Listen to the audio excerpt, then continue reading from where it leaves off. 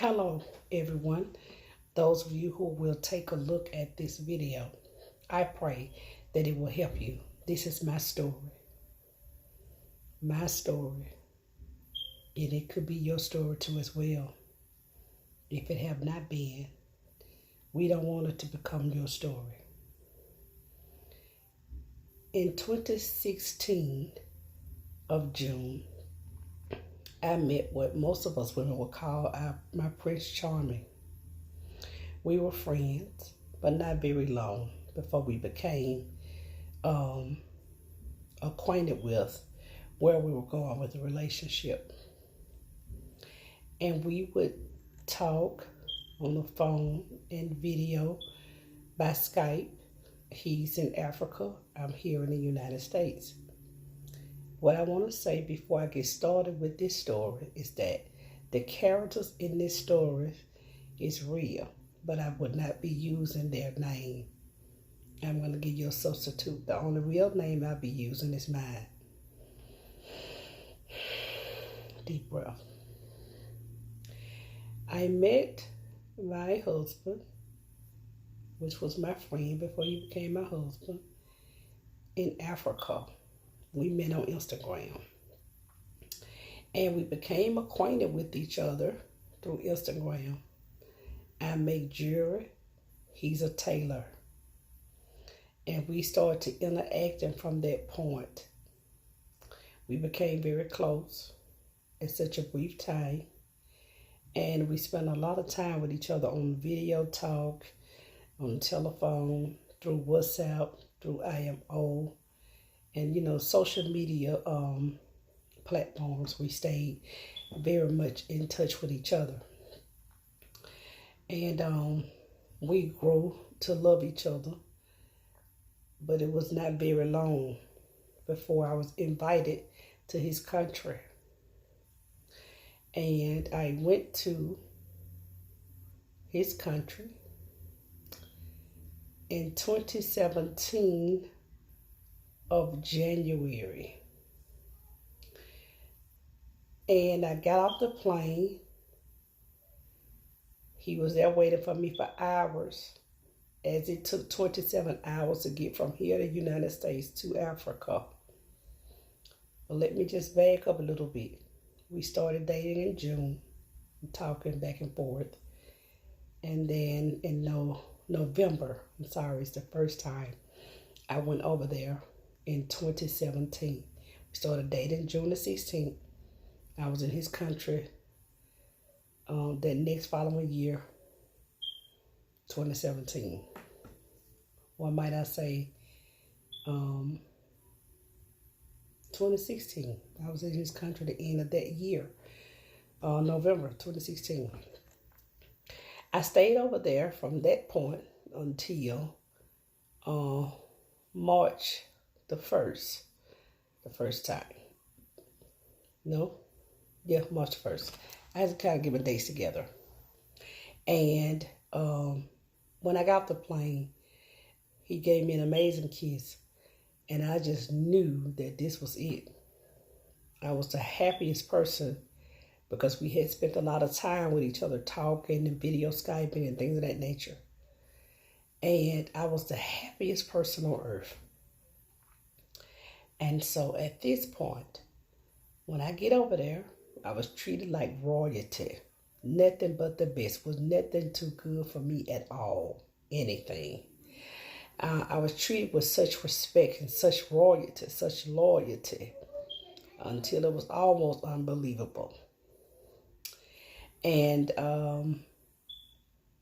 February of 2017, I got over there in November 2017. No. Let me back up. Yes, November 2017. And we got married February the 2nd, 2017. Nope, I'm wrong. My dates is getting confused. Just bear with me. I went 2016, I want to say December.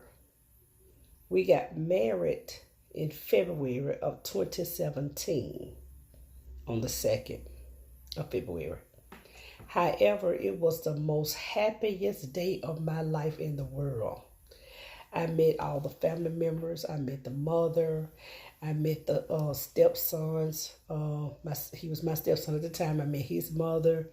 I met so many wonderful people that I felt like was really wonderful. Because in my eyes, there was nothing wrong with these people. When Tony, my husband, seemed to be such a humble man. He had his own business. He's a tailor. He made clothes. And one of the best tailors Nigeria has to offer. One of the best. One of the very best. And he could make clothes with his eyes closed. He's just that good.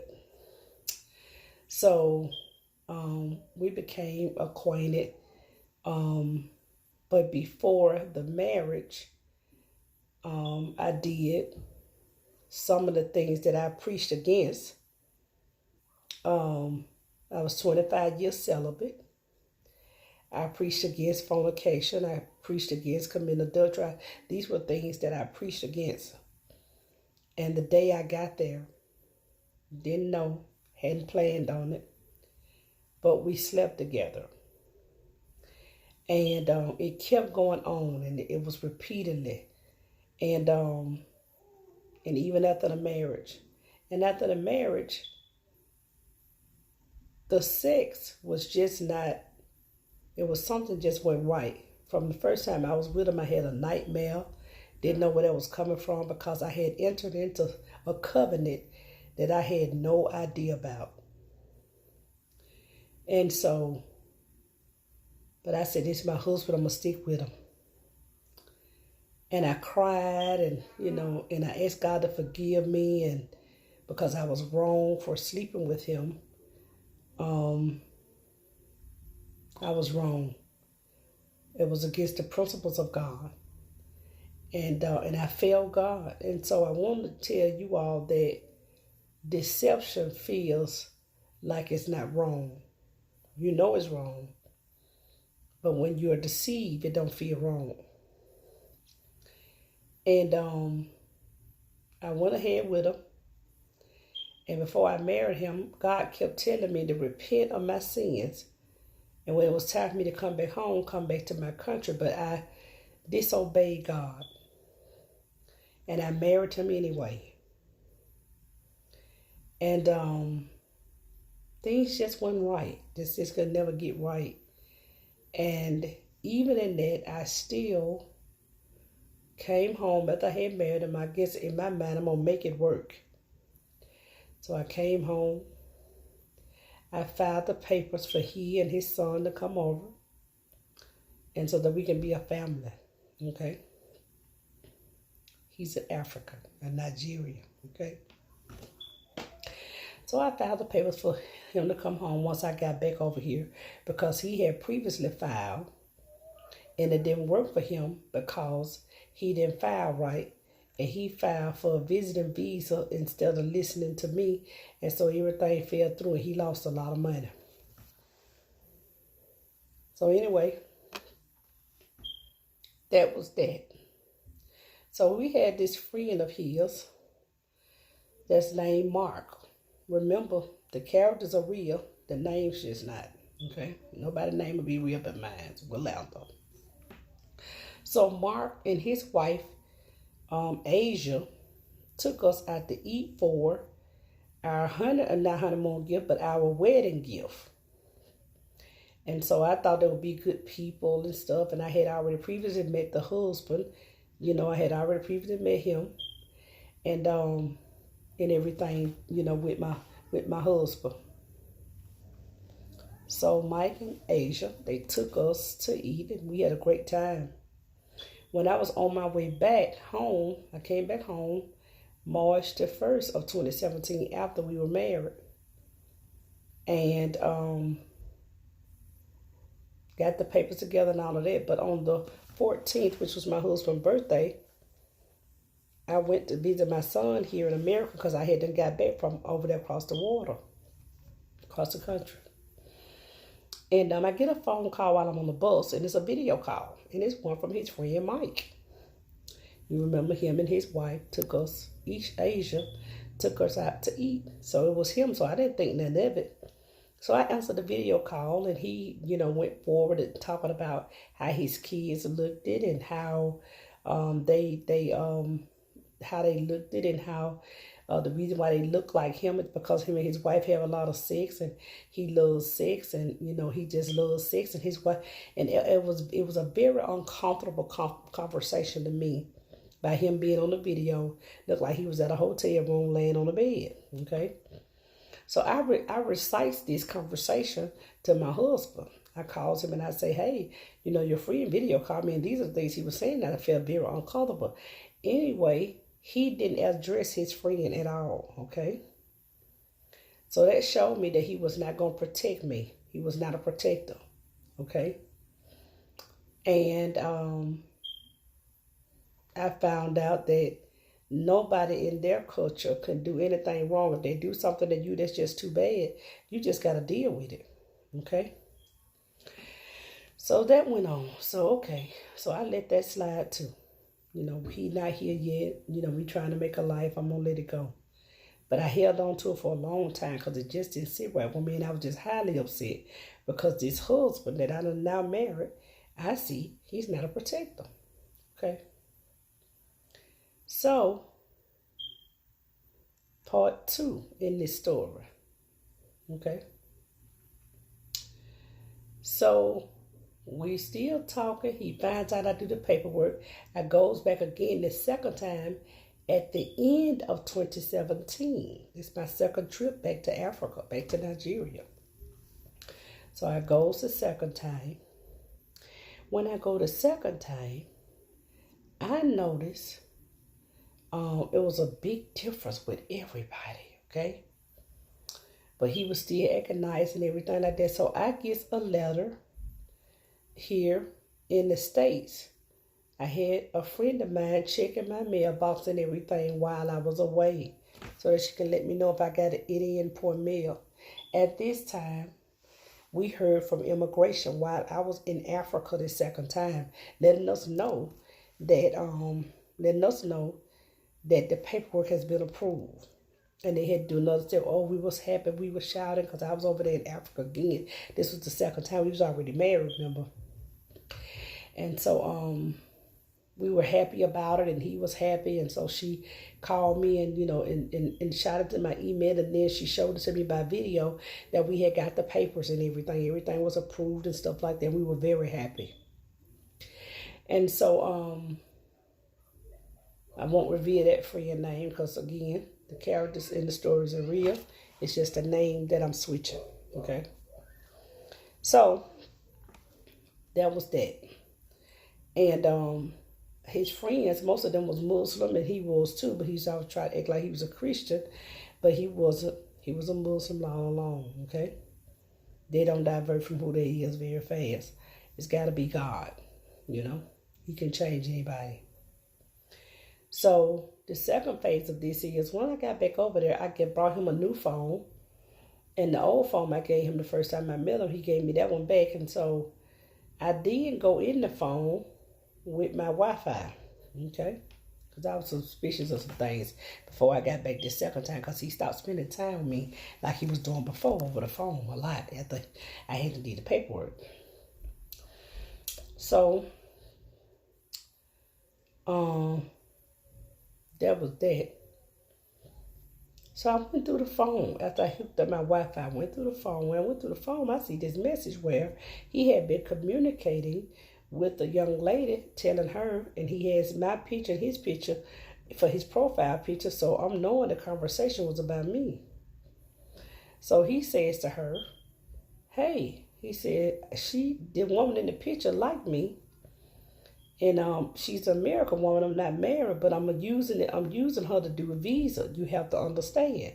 So he was telling somebody that he was using me to come over here to do a visa. He wanted to do a visa. He wanted a green card. So I had to marry him then. Now this is the second time I went over there and I found this message in his phone. He had been cheating. He had been having phone sex and just everything. I still forgave him because, mind you, this is the second time I'm over there. So the second time over there, I get his son a party. You know, Lil JJ. I use that. I get Lil JJ this huge birthday party, America party. America coming to Africa party, birthday party, big. One of the biggest one ever. And it's a lot of people came, like the whole half of Africa came, but we had plenty of food because I had bought everything. Because it was my vow to him to give him a big party the second time I came back. And so my husband was doing all this drinking and everything like that. First of all, I really had no business with him in the first place because I am a Christian. When I take that back, I'm not going to say a Christian, I'm a believer. And I'm a minister of the gospel, and I had no business with him in the first place. But these are the things that happen when you disobey God, when you get in a hurry, and you don't continue to wait on God, okay? 25 years of sin and celibacy was not long to God. It's just one day. It was long to me, okay? But I paid a huge price. Let me finish this story. So right then I felt so humiliated. So we got a little counseling while I was over there. I forgave him and everything like that. He promised me that if he wasn't talking about me, he was talking to somebody previous before me that he was going to use to do a visa. All these was lies. It was me all along he was talking about, okay? So anyway, I come back home, March. Again, it was March again, but this time March 2018, okay? So, I did change my mind about the marriage. I'm going to get a divorce. I'm going to come out of it, blah, blah, blah. And I still didn't come out of it, okay? I stayed with them. As I said, well, I'm going to give my marriage a try. I let them come over here, him and JJ, Tony and JJ, my husband and his son. I let them come over here. And so we can just live a life and just, you know, God will help us. This is how I'm thinking about it. I said, God will help us. So he gets here. They get here. The end of 2018, they get here. I get them a big party. I invite friends. We get prayed over and everything. And not to mention, let me back up. Not to mention, at the party, before the party, his sister-in-law children stole my money out of my pocketbook. I told him about it. He told me I need to keep up with what I'm spending. I don't know what I'm talking about. I need to check my spending. His sister-in-law and them told him I spent all the money. Like they really know what I had. Everything that ever happened to me with his folks, they was always right and I was wrong, okay? They became his priority. I was never his priority. He just made me his priority the first time to get what he wanted, okay? So I let it go. Okay, Lord, I cried like a baby. I just cried and cried and cried. He left me back there in the room crying about how they stole my money and everything. And then the next day, not to mention, after the party, I had a few tree bags left. I go in the house, all the tree bags is gone. They done stole the bags. So I'm knowing they stole the bags. So I go out the door and catch one of the little boys with a big old bag. And I snatched it from him and looked in there. He had some of the stuff in the bag. He still tried to say, my folks didn't do that. They don't steal. So Tony never helped up for me as a husband, okay? This is Nigeria, now this is Africa, okay? So, that was that. Okay, I had to minister there 2 times. First time I ministered there, we did a revival. And he came up against me so bad, invited somebody else to come and preach and everything. Had made me a poster with my picture up there and all of that, but invited somebody else to come. He just came up against, every time I tried to minister, he came up against it, okay? I ain't know I was married to the devil himself, okay? All right, so that happened 2 times. It frustrated me so bad I couldn't even function. So he twitched my program around and everything. Talking about he trying to help me. Everything he did was always manipulative. Okay? It's okay. So, after that revival, then I was invited to a church to minister. Okay? I went to the church to minister. He's supposed to be videoing me. He did all kind of distractions in the people church. That threw me off. He always was against anything he had to do with ministry. I started really knowing that I'm married to the straight devil. But still, I had to stay in it now. because God had already told me not to marry him, and I did it anyway. So now I'm suffering the real consequences now. That was in Africa. Okay, so when I get back home, part 3. Even his friends stole from me. From underwears to perfume to money, and they was always right. Okay, part 3. Let's go on over here. Now, the next thing was this. Part 3. They get here to America, okay? The land of the free, which we call it, okay? So they get here to America. Once they get here, he happy. We trying to get along and stuff like that. We trying to live our life and everything. He got a job, started working. And, he was good about money, paying everything. But when it came down to spending time and wanting to go somewhere and do something, he never wanted to do anything, okay? Then all of a sudden he started talking about, why don't I just keep the boy while he go out of town to be working, and then when he off on the weekend, he just come home and spend time with us and then go back. So I'm seeing straight through this, he don't want to be no family man. He want to travel. He want to use me to keep his son while he travel abroad and everything. Okay, so this is what I do. I said, God, this ain't gonna work. Not to mention, we go to church, start going to church, and I decide we need counseling. Because I need counseling if I'm going to stay in this hymn, because God got to be centered around it. But how could God be centered around anything that he was never in? Okay? That's the first thing I want to say. How could the Holy Spirit be centered around anything that he was never in? All right? So, we go to counseling. We get talked to a couple of times. This third time we went to counseling, it was a man and a woman. They was counseling us. It was a man and a woman. Powerful couple. And so she told him, she said, this is a woman of God. She said, I don't care what kind of mistake she did or what happened. This is a woman of God. And you arranged this marriage. And I want you to know that you're going to get in trouble with God. God is going to deal with you. We never went back to counseling after that. He never wanted it again because that spirit in him was being called out. So after then, I said, Lord, I know this ain't going to work. So it came to a point where he didn't want to be on the lease. So I kept adding 2 and 2 together. I said, okay, so he don't want to be on the lease where we live because he don't plan to be with me for real. He wanted to get the 10-year visa and then leave. This is my husband Tony now. Him and JJ live him, okay? So I said, okay, that's what he want to do. So I said, Lord, only you can deliver me from this. Only you can deliver me from this. Okay, so after then, we still stayed here together. He started ignoring me. I started catching him and stuff. He was still trying to cheat even over him. So I started catching him in different little lies and everything like that. So I started sleeping on the sofa. It wasn't long either. And I let him have my bed because I no longer had a taste for him because I seen for myself that he was disloyal and he meant to be this way, okay? So we departed. We had been departed while he was living with me, staying right here in the house. We just been separated myself from him. Okay, so after then, I said, Lord, I don't know what I'm going to do. So he didn't want to be on the lease. So after a while, like in March or whatever, month of March, everything looked like it's generating in March. Everything just like it just started to happen, just started generating in March. So March of this past year, I got a letter from my office, leasing office, saying, your company been there too long, they got to go.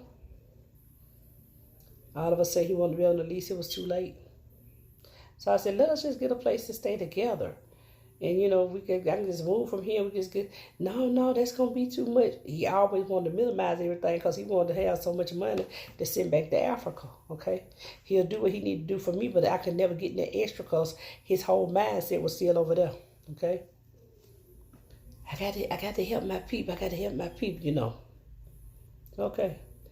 So he ended up leaving, going to stand in a boardroom, him and his son.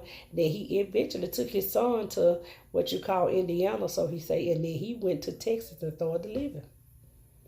So this is how I summed it up. This is the things that he was going to do anyway. Even if we had got the 10-year visa, he was going to divorce me and depart just like he did. So what am I saying? The end of this story. Do not marry and intertwine yourself with nobody in Africa. Talking about no marriage. If you want to be their friend, be their friend. If you want to talk to them sometime, talk to them because God loves everybody. But stay away from them people. Talking about anything got to do with marriage. They will treat you like gold and like silver and like the world you is, like pearls and everything until they get what they want. Once they get what they want, them 10-year visas, they're going to divorce you and disappear. But sad to say, my story is I was the first one that got divorced. I got a publication divorce because I didn't know where he was at. He said he was in Texas. I didn't have no address at the time. So I filed my divorce. When I did talk to him again, I let him know by way of phone when he called me that we is now divorced and you can go on with your life. But I had to tell immigration the fraudulent acts that he did toward me, the stuff that I found inside of his phone when I went over there the second time after we was already married, after I had already filled out the papers. And I also found stuff where he was also cheating in so-called Texas, where he was at with a white woman. So I knew then, you know what? This is not the Lord. It's not going to go anywhere. And if I keep on dealing around with this type of behavior, I'm going to be bitter and upset and angry. And I was already embarrassed because I married the wrong person. Anytime you get your life to God and you were 25 years celibate, you done gave your all to God, you sold out, and you meet a knucklehead and you done got all these red flags that you weren't supposed to do and you did it anyway, you embarrassed. Yeah. So the Lord come and heal you and do something with you. You embarrassed because it's embarrassing. That's when you know everybody know who you is and you know what I'm saying in God and know, you know, it's embarrassing. So what I'm trying to tell you all today, I didn't go through it for me, I went through it for you. Do not marry them people. They just be lying. A bunch of them be lying. They not studying you. They want to get over here to America, and once they get here, they gonna change. Now back to my story. This is the end of this here part 3. Now, this is it. He didn't get a chance to get the 10-year visa because his time is up this year. And immigration will get him when they get ready. I'm not trying to keep up with him. I don't know where he at. I don't care where he at. Nothing. I cut all communication because I got my phone number changed. And I forgave him and I'm moving forward. And not moving forward with no man, but moving forward with my goals. I'm not studying nobody right now. I'm not trying to be involved with no one. Not that I'm still hurt either. I'm good. I'm free. It's just that now my potential and things I want to do has nothing to do with the man right now. It has nothing to do with it at all. It's got everything to do with rejuvenating me and giving me where I need to be at going forward. You understand? But I'm telling you all, one day I may get married again. Who knows? But it's not right now. It's not something that's on my agenda at this time. So what I'm saying to you all is this. Women over here in America, don't mess with these African men. I don't care if they is over here still. They over here and he already over here. I don't care if he already over here. You got to know if he already over here. He got over here through a woman and she probably divorced him and he looking for somebody else to marry to stay over here. Leave these people alone because all they're going to do is use you and go on about their business. Very few of them is faithful. So I'm telling you from my experience. Cut it. Leave it where it's at. They make you feel good like you number one over the phone. Try to show you everybody by video. This my auntie, this my so-and-so, this my this my that. And then the minute you say something they don't like, the first thing they're going to say is, something going on with the network. I can't hear you. They very manipulative. Ladies and men too. Let them folks alone. Don't do that. Please leave them alone. Let them stay with their own kind. Let the Lord help them get over here, however he want to help them get over here. But don't you do it. I love you all. I'm so honored to tell my story because it's been on me for so long to tell it. It's out there now. My story, my story, my life in Africa as an American woman. My life in Africa as an American woman. God bless you, and I love you in Jesus' name. Stay free. Remember, stay away from them, please. They don't want to use you to get a green card. That's all they want. Be blessed.